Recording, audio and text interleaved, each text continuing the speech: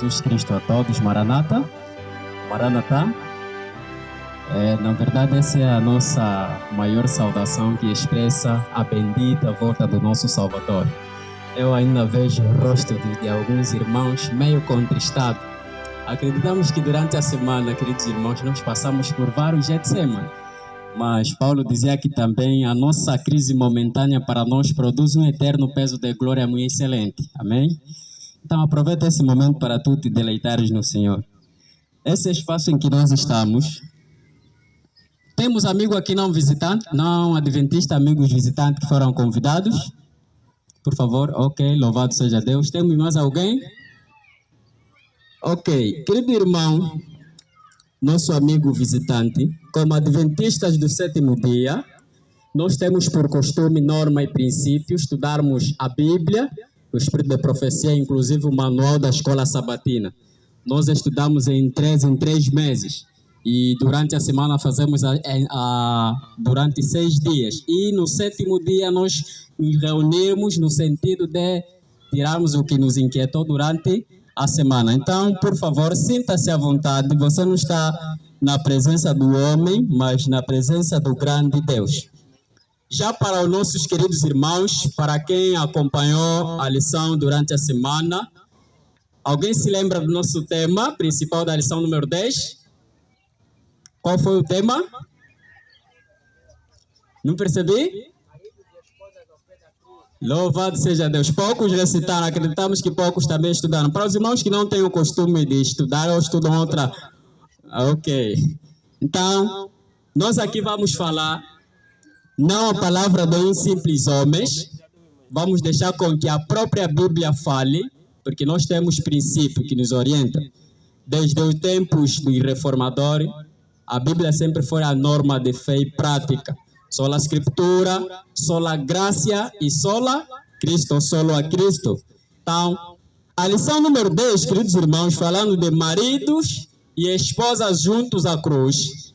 Paulo, na verdade, quando traz essa mensagem, se os irmãos notarem, vão perceber que ela se encaixa perfeitamente com a mensagem do santuário.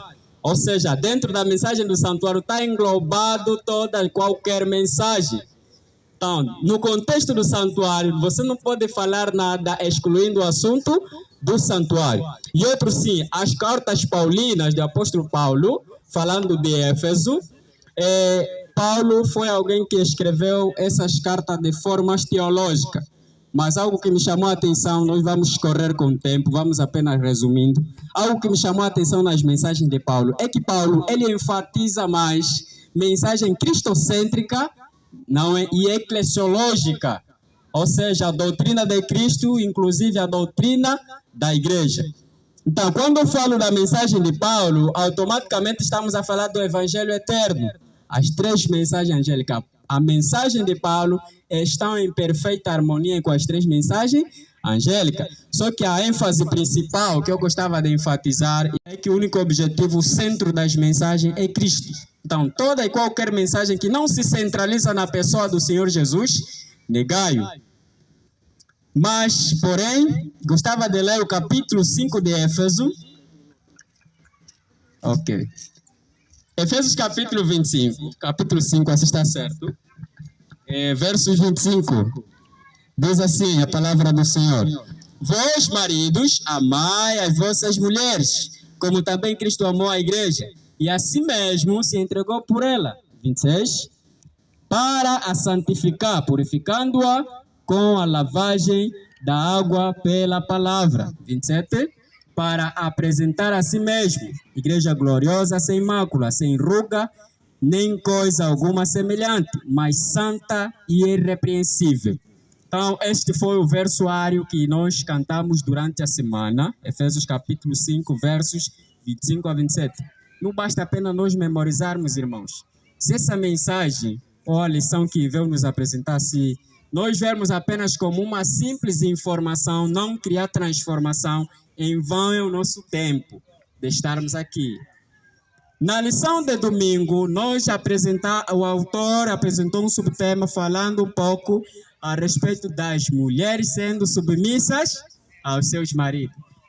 essa mensagem, na verdade, para mim eu apresento de forma imparcial, porque fala mais de casamento. Quantos casados temos aqui? Pouco número, louvado seja Deus. Então, nossas manas e nossos manos terão que nos ajudar, por experiência e prática. Teoricamente, só estamos a passar as informações, mas eu gostava de enfatizar, nós como filho, falo como filho. Falo como filho por quê? Porque nós aprendemos de nossos pais o princípio de uma boa preparação para entrarmos em um leito matrimonial. Há um ditado que diz assim, na língua nacional, que eu sou que eu cuiva no lubazo, o endudimo no jihad. Em português, quem não aprende com o conselho, aprende com as consequências. Ou seja, quando não ouvimos nossos pais, as consequências nos seguirão. Compreendemos? Ok, na lição de segunda-feira, a lição nos mostrou a noiva, não é? Ou a igreja como a noiva de Cristo, parte 1. Tipo parte 1, que temos requisito. Por exemplo, literalmente falando, para um casamento, primeiro exige o devido preparo da noiva, certo? Ela precisa ser bem adornada, não de forma artificial. De tal modo, na pessoa do Senhor Jesus, antes dele lhe apresentar irrepreensível para Deus, que quando ele vir, já virá casado, não para casar. Percebamos isso e sublinhamos isso. Então, o mesmo preparativo que Jesus Cristo fez, morrendo pela igreja, e no sentido de purificando-a, santificando-a, o mesmo acontece no casamento literal. Você tem que passar em muitos processos de preparo. A lição de terça-feira é a continuidade da noiva, não é? Onde o autor nos mostrou de que para nós resgatarmos as nossas futuras companheiras, existe requisito. Sim ou não? Você tem que pagar os dotes, fazer os devidos preparativos. Do mesmo modo também Cristo pagou os dotes. Agora a pergunta é, será que quando Cristo vir, vai vir casado ou para casar? Essa e outras perguntas, o irmão tem resposta e vai nos ajudar. A lição de quarta-feira falou-nos, marido, submetei-vos ou amai-vos às vossas esposas. Como filho, muitas das vezes, irmãos, a mulher, na verdade, ela, em certo modo, não nos amamos porque nós não demonstramos, não é como esposo, porque muitos esposos não demonstram a principal característica que exerce com que uma mulher tem que se sentir amada. A mulher, para te amar, você tem que lhe proteger e prestar-lhe bastante atenção. Esse é um dos menos pontos que nós levamos em menos consideração, mas para muitas mulheres é algo muito grave. Você pode fazer até qualquer coisa, 100% dos bens que você fez, mas nos 99% você quebra um. Para a mulher você não fez nada, só você quebrando um ponto. Na lição de quinta-feira, a lição falou-nos, não é? Esse foi o tema que me chamou mais atenção sobre o casamento, na qual Deus foi mesmo Ele que traçou. Ora, irmão, é assim, já para mim terminar. Na lição de quinta-feira, o autor veio nos mostrar o verdadeiro casamento, pregado desde Gênesis capítulo 2. Ou seja, nessa mensagem, quando Deus diz assim, portanto, deixará o homem pai e sua mãe, e se unirá ao seu esposo, serão uma só carne. Casamento consagrado. O objetivo das três mensagens angélicas, dela temos o casamento, ou seja, servem como objetivo de restaurar o verdadeiro casamento. Hebreus capítulo 13, versos 4, o apóstolo Paulo dizia que venerado seja o matrimônio, não é? E sem mácula. Porém, aos que se entregam à prostituição e adultério, este Deus os condenará. Então, o verdadeiro casamento, ele serve como isso, mostrar o exemplo, fazer diferente, purificar, restaurar o verdadeiro casamento, que ao contrário Satanás implementou hoje juridicamente, não é? Na igreja, na cidade de Éfeso.